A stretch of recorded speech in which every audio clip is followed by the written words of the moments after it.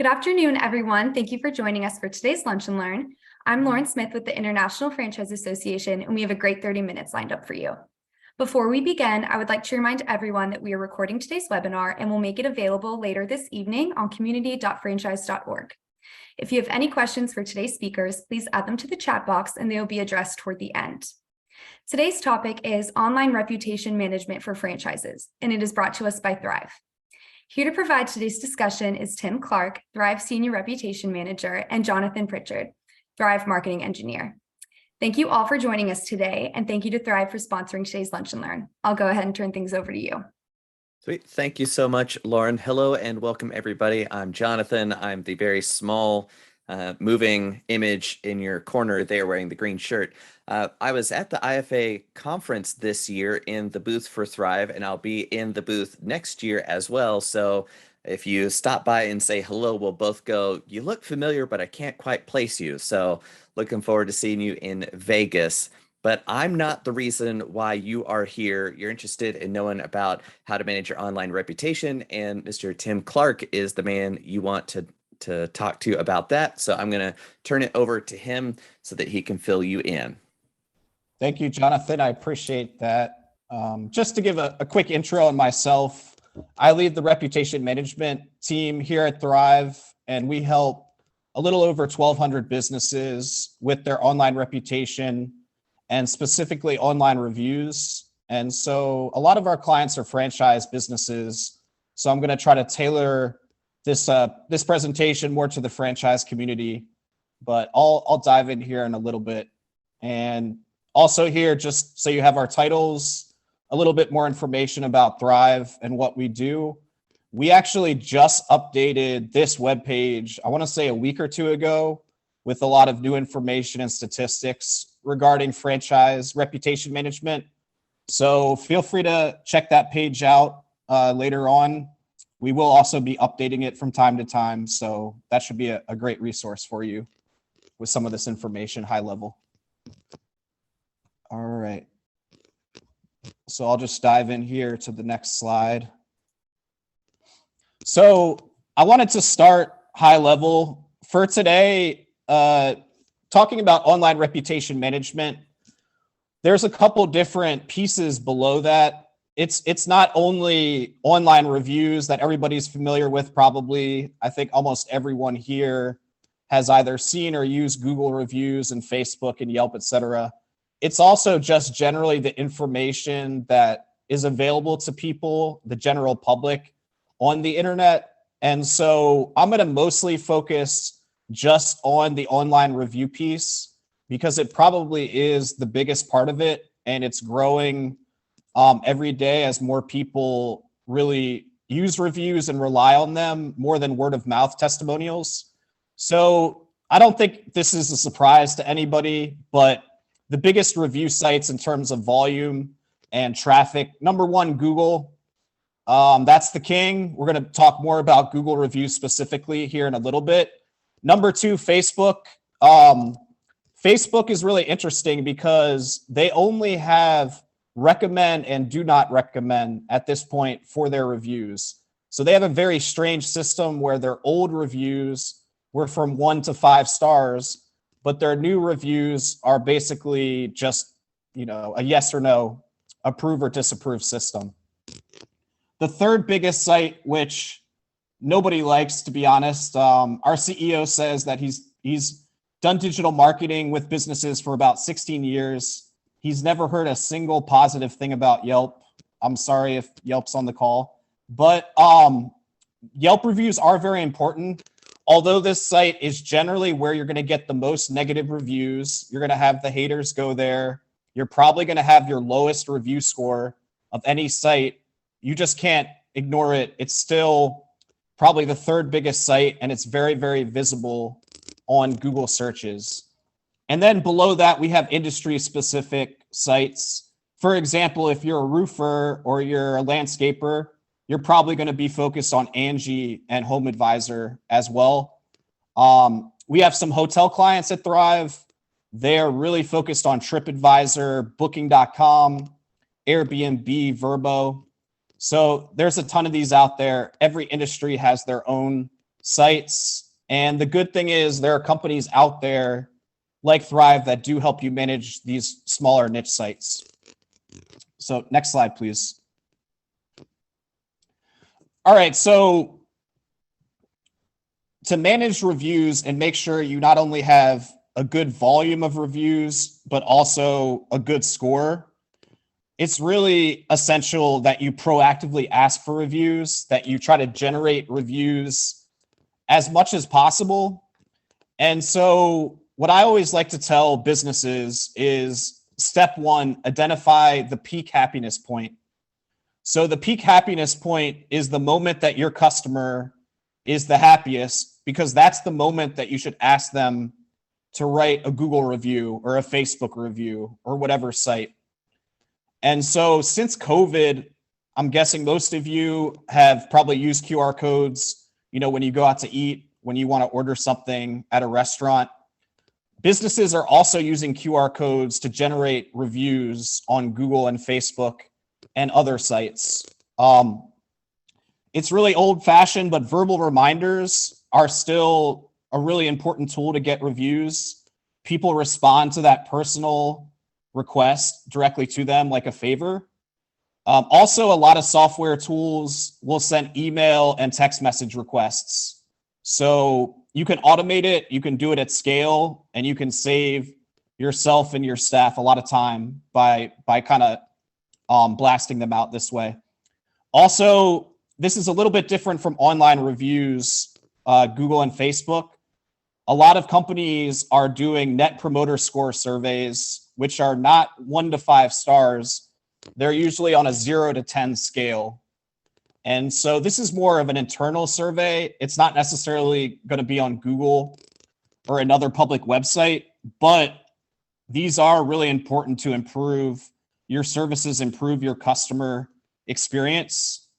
And so these are definitely growing, and Thrive is now doing more custom net promoter score surveys for clients. We also see a lot of companies using collateral, visual reminders. Sometimes you'll get like a little business card stapled to your receipt. You'll see, businesses like Love Us on Yelp sticker on the door of a retail business. So, something kind of tangible can work well and be a visual reminder. Also, this is a newer trend. You probably all get text messages and emails from time to time where people are asking you to write a review or a testimonial, and they're attaching an incentive to that.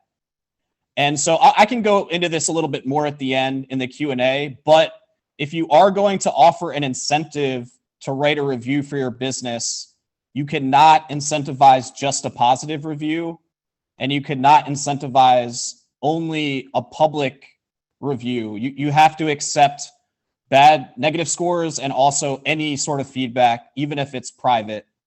So just keep that in mind. These are not legal rules. These are rules of Google, Facebook, Yelp, so that your business and your account on that site, that it doesn't get suspended or removed. Next slide, please. All right, so another key to having a strong online reputation is you have to respond to all reviews publicly, and you also need to monitor all reviews that come in positive or negative. There's actually data studies that show that businesses that reply to almost all of their negative reviews and a high percentage of their positive reviews, that there's a positive correlation between that and overall revenue. And the reason for that is people expect you, your business, your franchise, to reply to all reviews within a couple of business days. The reason for that is you want to look engaged. You want to look like you're listening to what people are saying and you're trying to improve. And so just some quick tips on how to do that, because we get questions about how to reply to reviews a lot. We do it on behalf of our clients, but we also give a lot of our clients tips to do it themselves in-house. So the first is any spam review, you should flag it for removal. And in most cases, Google and Facebook and the other review sites will remove it within a matter of a few weeks. Like for example, you may have seen recent spam reviews around cryptocurrency or some just kind of weird service. A lot of those businesses are literally using your Google and Facebook accounts to advertise themselves for free. So one of the biggest things that we do and other businesses are required to do is flag those for removal. Also, in general, you should not be afraid of getting negative reviews. People do not trust a perfect 5 out of 5 score. That's not realistic. There's actually, again, data showing that people trust a 4.7 or a 4.8 more than a perfect 5 score. The reason for that is it's not, there's companies out there gaming it. It's just not realistic if you have hundreds of customers that every single one will be happy. But if you do have a high 4.5 or more, that is really the sweet spot. So that's kind of what you want to shoot for. So if you do get a negative review, don't freak out. The key is drown it out with positive reviews. So Google and Facebook and Yelp, their default is they're always going to show your past 10 reviews with the most recent ones on the top. So your most important reviews are always your past 10. So what you can do is you can drown out that negative review with 5 or 10 more recent positives.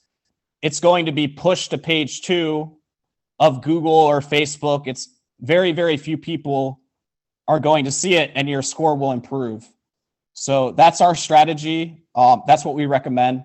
Also, you can use the software tool to write custom review responses. We do have competitors that use like very cookie cutter kind of copy and paste responses. We don't use those. We have a real writer that writes custom responses because we think it's better to kind of show the public that you're actually listening and you're writing something tailored and custom. So anyway, a lot of you are probably extremely busy. You don't have time to deal with reviews yourself. So there are a lot of companies out there, software solutions, but many businesses can do this effectively in-house, especially when you're new and you're just getting started. You may not have a ton of customers and you can kind of ask them for reviews face-to-face individually. So anyway, next slide, please. All right. So after you get positive reviews, 4 and 5 star reviews, it's really important that you use them to your advantage because your review score and your recent testimonials, and by recent, I mean the past 90 days, they strongly determine how many leads you can generate. And then also after you generate the leads, how many you can convert.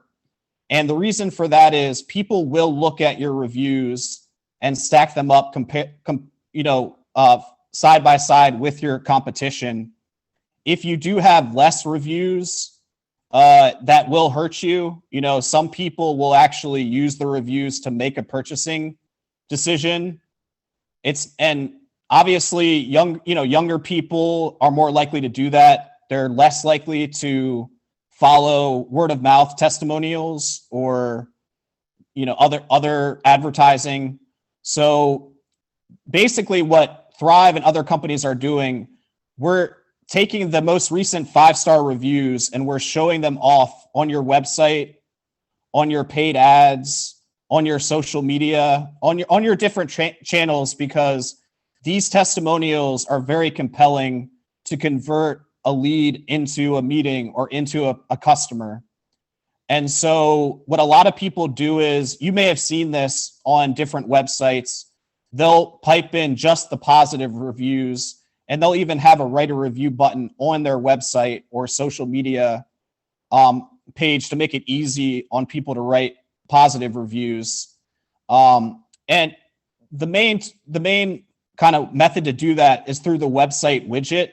So this is some code that you can install if you hire a company to manage your reputation. They will provide this code, and essentially as you get 5-star reviews and Google and Facebook updates, it'll automatically display just the good reviews on your website with the most recent ones on the top. And so let me pass it to Jonathan here, because he's a lot more knowledgeable about paid ads and what some of the Thrive clients have done with paid ads and testimonials. Do you mind just chiming in, John, and talk about that? For sure. Reviews are one of the single most important decision-making elements that clients use all the time, even with us, because they want to know, what's it going to be like working with you? And that's what your customers are wondering. What's it going to be like if I trust this business? And then the reviews are their window into their future. So they're looking, am I going to have a good experience with this company, with this business? And those reviews are there for it. So if you lead with the single most important element, those ads go a long way to helping people buy into believing that they would have a great time doing business with you. Another dimension of reviews beyond just paid ads and making it social media content and using it as a way to just produce more stuff, positive reviews also help your business, because everybody wants to work at a company that does good work. I used to work at Disney World. I did the college internship there, and everybody who works at Disney loves working there because, well, if you don't work there very long. But anyway, you love working at Disney because it's so magical, and everybody, all the guests that are there are so stoked. They're so happy. They're so excited. It's a dream to work there. So if you've got lots of positive testimonials and referrals and positive reviews, show that to the folks that work at your company, because without that positive feedback, it's easy to fall into the squeaky wheel gets the grease approach, where you're only getting negative reviews. So your employees are only seeing the negatives of the few and far between experiences where the ball was dropped. Okay, understandable. And if that's all they're seeing, the confidence in them working there starts to undermine as well. So not only is this great for your customers and clients and potential customers and clients, it's also great for your current employees to stay happy working with you, and also attract new employees as you're scaling up and looking to bring on more folks to your team. So to me, those are kind of the two biggest ways that reviews can help, just aside from, is it a 4.5 star or above kind of element. That brings up a great point, Jonathan, too. I'm glad you mentioned the employee-employer reviews. So the top sites there really are Indeed and Glassdoor, and probably a lot of you have heard of those.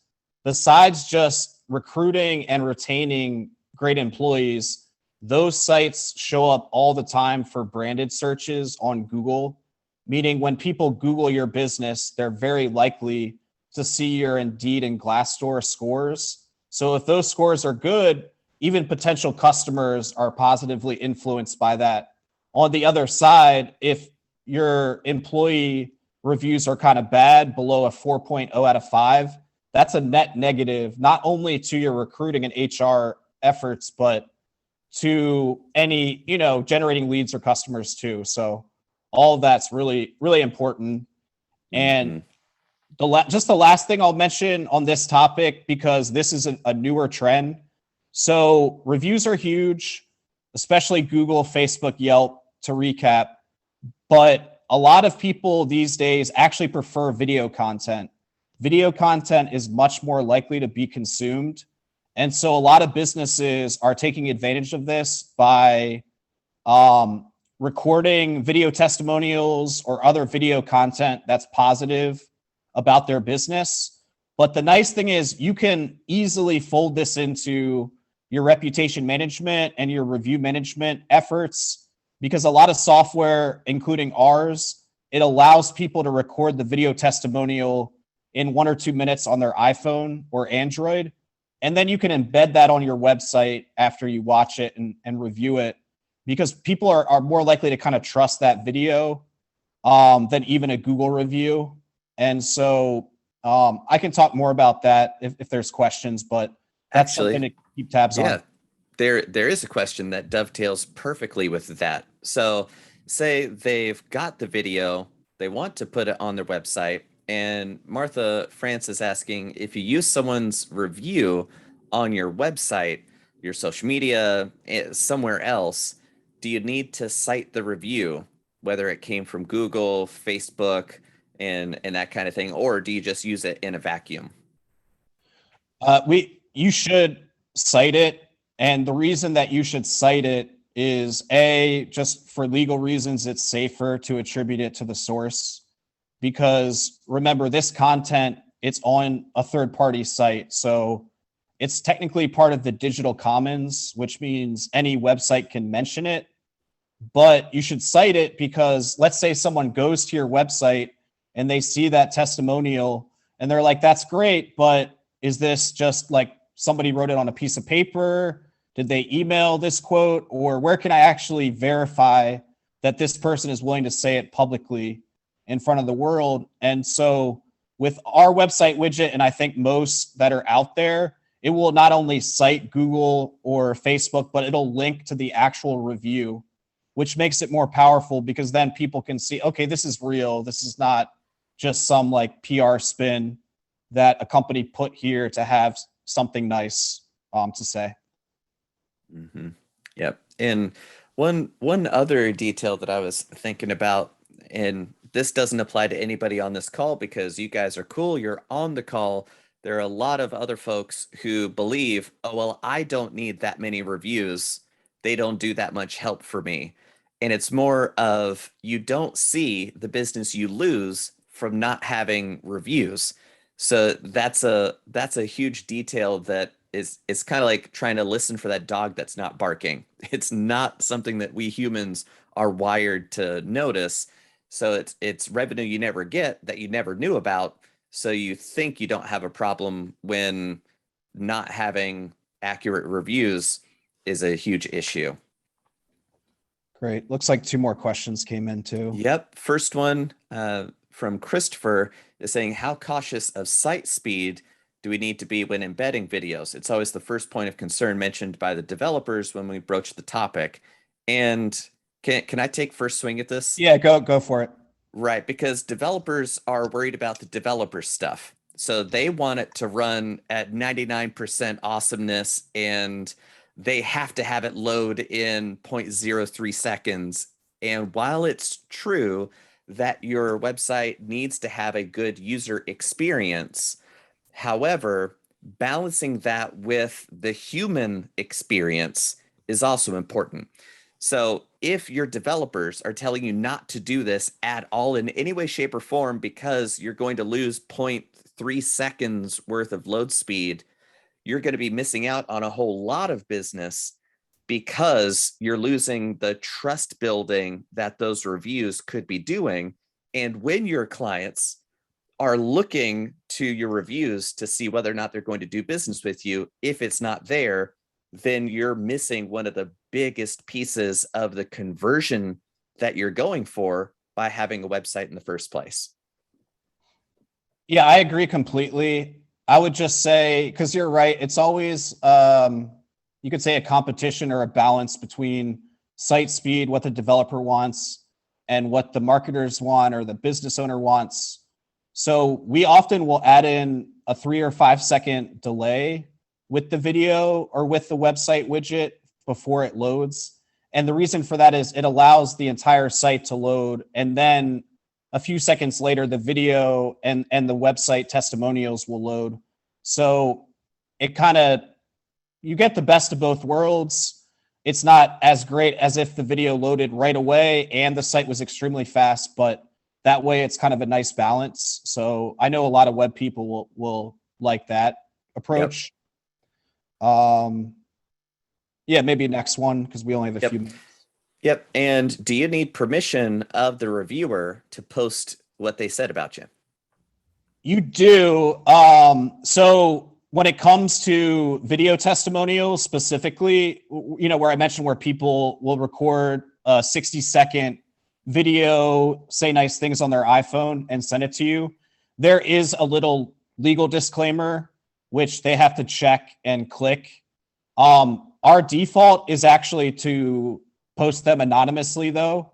So most customers, they're okay if you just use their first name, but not their last name. So I would say that's the most common. And then in terms of other reviews, when it's on Google or Facebook or Yelp, we don't, none of the review companies or reputation management services show the full name of that person that wrote a review. They're only allowed to show the Google ID or Facebook ID or Yelp ID. I know that's often the person's name, but in many cases it's like Cowboys fan 123. So in many cases you have no idea. So that kind of ID system that the sites have gives people a lot of privacy that they wouldn't have otherwise.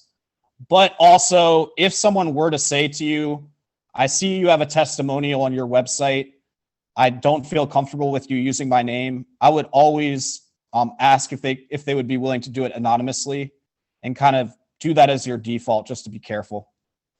Yep. And you reminded me of another element of the believability of a review and how a lot of other review approaches come at it, where they automate the process as much as possible down to creating an automatic profile. And it's just that square blank profile image. And that review does absolutely nothing for your business because it looks like it came from a spam bot. So having 5,000 reviews and 4,999 of them are from automatic profiles is worthless compared to a handful of real people. And even if it is Cowboys fan 123, I know that Google has authenticated that that's a real person, so I can still believe that it's a real review. So that is why the more sophisticated approaches to these reviews don't automate this process quite as much as others like to hype being awesome. Yeah, that's a good point too. I think also when it comes to companies that kind of fake the reviews and use bots and have an obviously fake score, like maybe they're actually a real example from last week, because this company came to Thrive. There's two dentists that are in the same neighborhood in Boise, Idaho. And the dentist that came to us has about 15 reviews on Google. And the one across the street has about 6,000. And so it was clearly not realistic because they don't even have nearly that many patients. And there's actually software tools now where you can kind of scan a business's Google account or Facebook account or Yelp account and see the origin of all the reviews there. And so you have to be really careful if you're a business that's trying to cut corners like that, because there's better technology to catch you now. And also a lot of governments are even going after some of these companies. So I think that's it for the time today, though. Nailed it down to the last minute. I like it. Awesome. Well, thank you so much, Tim and Jonathan. This was excellent content and excellent feedback from all of you. We really do appreciate it. Again, this webinar was recorded, and along with the presentation deck will appear on our website early this evening. You'll be able to find that at community.franchise.org.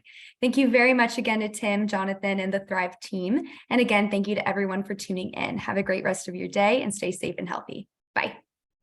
Thank you.